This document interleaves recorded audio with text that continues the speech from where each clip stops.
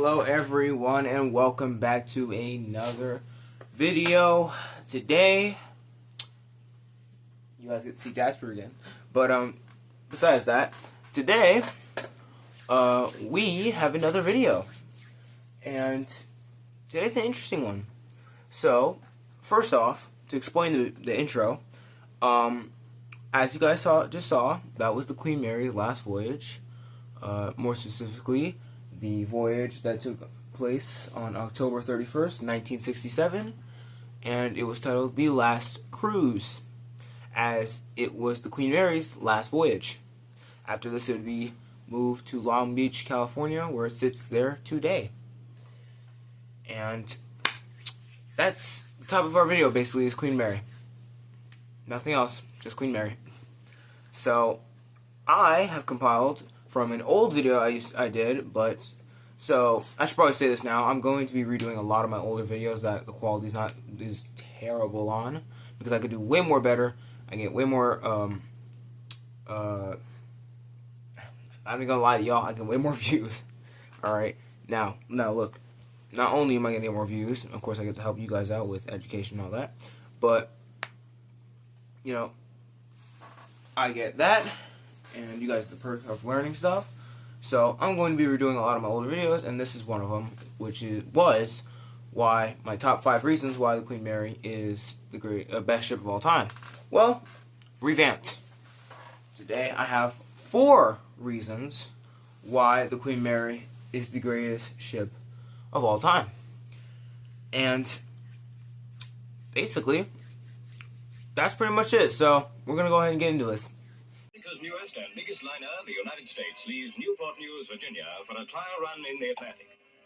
The designers expect the $70 million superliner will sail faster than any commercial vessel ever built. The United States, now under her own power for the first time, is to undergo 2 days of tests. She won't enter the Atlantic run until July. 990 feet from stem to stern, she weighs in at 52,000 tons, 30,000 less than the Queen Elizabeth. So let's go ahead and get right into it. And my Queen Mary model finally gets to get a lot of use. I already use it a lot, but it's going to get a lot more use today.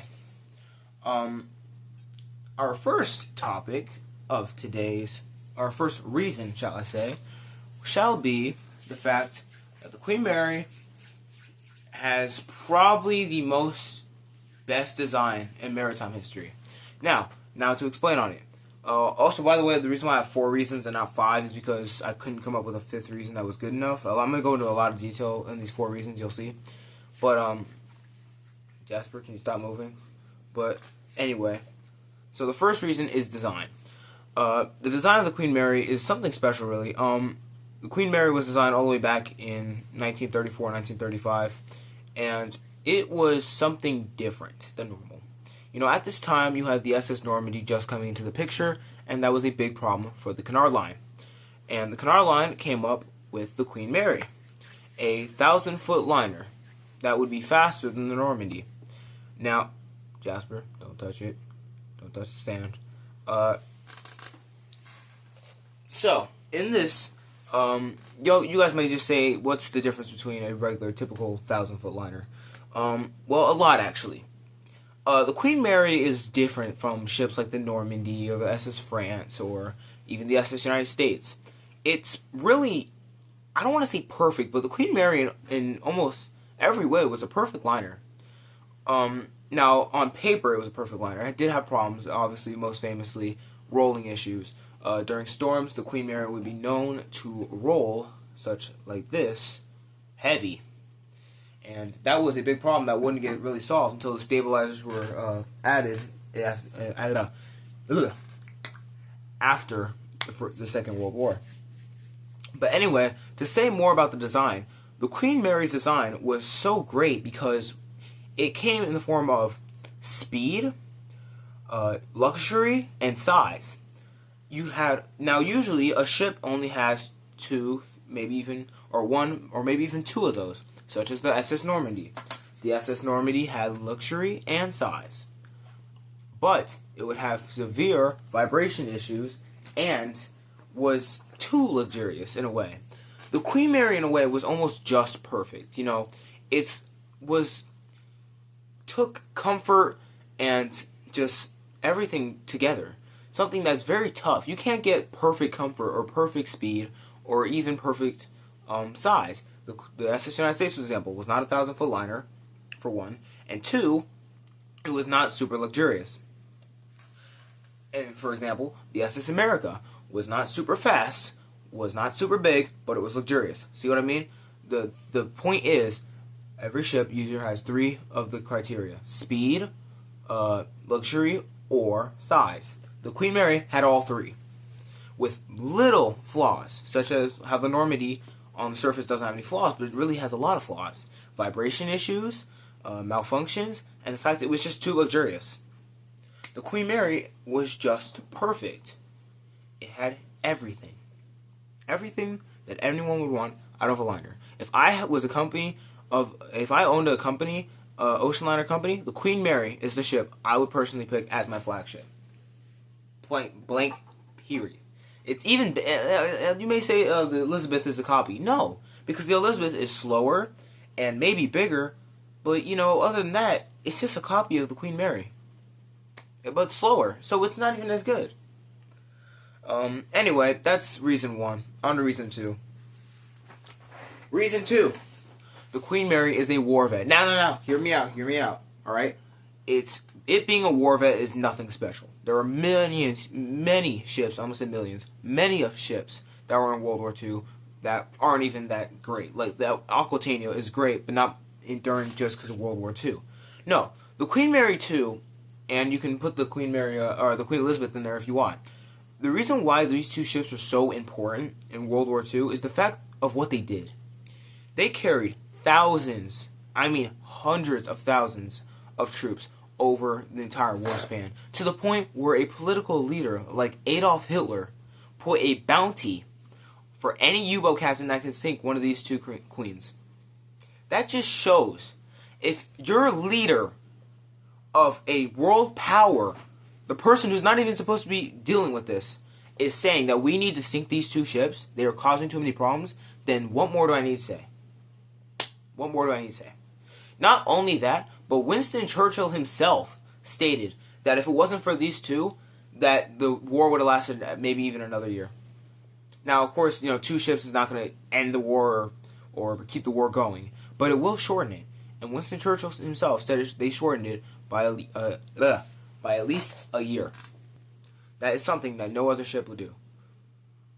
Name any other ship that has the power, the staying power, and just the importance of getting both a bounty from a leader from one of the strongest nations on earth, and two, getting a statement like they shortening the war by a year. That's what I thought. Reason 3. The Queen Mary is still around today. Now again, this is one that's not super important on the surface.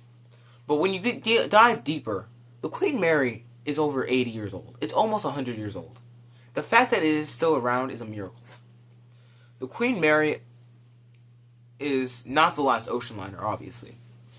But now, if I said this a couple years ago, like the SS United States, the Queen Mary may have not even been on this list. Or this reason wouldn't be on there. But you may say, oh, ships that are as old as Queen Mary are still around, like the SS United States. But, the SS United States is about to get sunk. So, it's about to get sunk. So, is it? The SS United States is the only other liner from the Golden Age that is still around. But not even, really. I mean, look at it. I mean, need I say more? Jasper, fine, here. I don't know why you're so afraid to jump down now. Anyway, my point is, back to what I was saying, there are not many ships that ocean liners left today. Queen Elizabeth is the 60s. What do you expect? The Rotterdam, Dutch. The Dutch care a lot about small things, such as a national pride like the Rotterdam. And, the Queen Mary is just different. Where a city bought the Queen Mary because they knew that the Queen Mary was so popular that it could generate some money for them. The SS United States didn't have that. No other ship really is owned by a city like Queen Mary.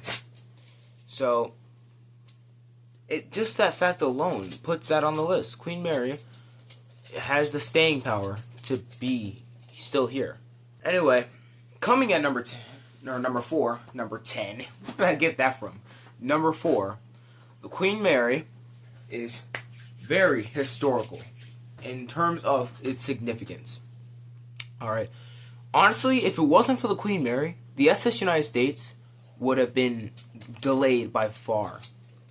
Not only this, but I'm gonna come back to something else later after I'm done talking about the historical significance. I'm gonna come back to something else. This was the last topic, but I'm gonna add a fifth one. Basically, you can say it's a fifth one, but it's kind of a part of an earlier topic. But anyway, the historical significance of the Queen Mary is something special.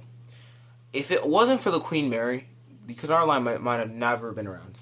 A lot of people like to say that the Queen Elizabeth II saved the Canard Line, which in many ways it did. But if you go back to the 30s, the Great Depression, if it wasn't for the Queen Mary, Canard Line might have not survived. You know, because remember, in the 30s, when the Great Depression was happening, both the White Star Line and the Canard Line both came to the government and asked for a loan to help build these two ships they were playing. One being the Oceanic 3, and the other one being the Queen Mary 3. Or, Queen Mary 2. One. Queen Mary. Queen Mary. That's it, Queen Mary. I don't know why I struggle so much, but Queen Mary.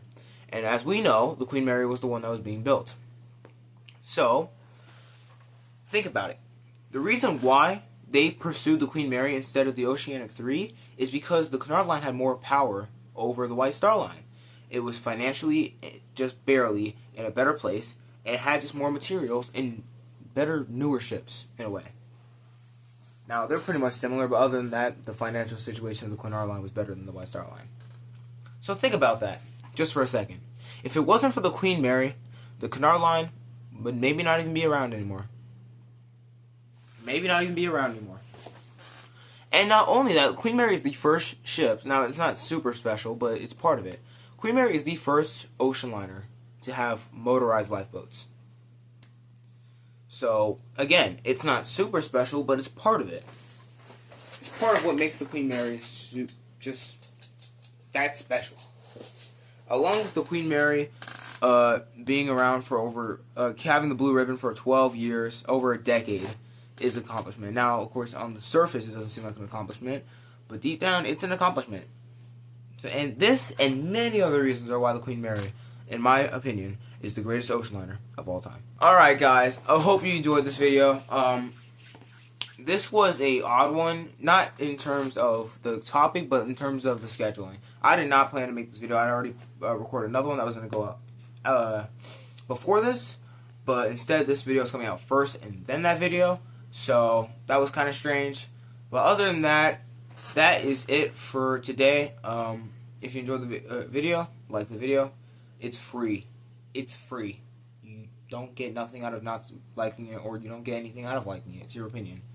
I'm not going to force you guys to do nothing, but I'm just saying. It's free. Please. Other than that, stay safe out there.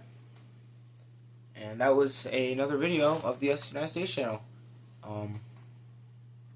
Bye.